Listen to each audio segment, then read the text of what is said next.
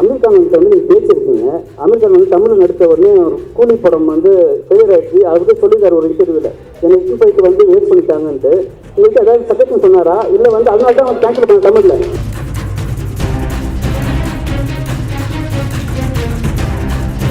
Sir அவர் அந்த மாதிரி ஒரு இன்டர்வியூ கொடுக்கவே இல்லைன்னு சொன்னார் சார்.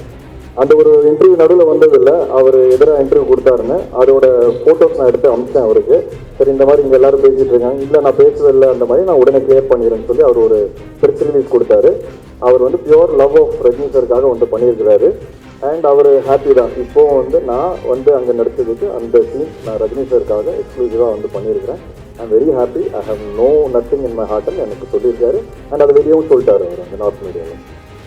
ஹாய், ஹோல் சீரி சூப்பராக இருக்குது கையில். தேங்க்யூ. ஆக்சுவலி இமேஜ் அவர் வந்து வேறு, இவரோட இமேஜ் இவர் வேறு. எப்படி ரெண்டு பேரும் செட் ஆகிடுது? எப்படி வந்துச்சு? இல்லை சார், ஆக்சுவலாக ஃபஸ்ட்டு நாங்கள் தமிழ் ஆரம்பித்தோம் சார். ஸோ செல்வா சார் எப்போவுமே வந்து எங்களோட ஃபர்ஸ்ட் சாய்ஸ் தமிழுக்கு. ஹிந்தி வேர்ஷன் வந்து பண்ணும்போது தான் அமீர் சார் வந்து கதை கேட்டுட்டு ஹிந்தி வேர்ஷனும் பண்ணலான்னு சொன்னார். அண்ட் அவர் கதை கேட்டு முடிச்ச உடனே நான் தான் அவர்கிட்ட கேட்டேன், சார் நீங்கள் இருந்தால் எப்படி அப்படின்ட்டு. அப்போது அவர் லாஸ்டிங் செட்டாக்கு அப்புறம் 2 வருஷம் நடிக்க மாட்டேன்னு சொல்லும்போது தான் இந்த கதை கேட்டார். அப்போது அவர் ஃபுல்லாக வெள்ளை தாடி, ஃபுல்லாக வெள்ளை முடியெல்லாம் வச்சு அந்த ஒரு லுக்கில் இருந்தார்.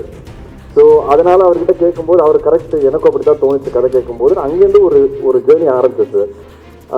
அவர் செல்வா சாரோட கேரக்டரை பார்த்துட்டு அவர் சொன்னார், சூப்பர் ஆப்டாக இருக்கீங்க தமிழில், ஹிந்தியில் நான் எப்படி இருப்பேன்னு எனக்கு தெரில. ஏன்னா I come with a baggage of being a hero for so many years. So அது எப்படி ஏற்றுப்பாங்கன்னு எனக்கு தெரில.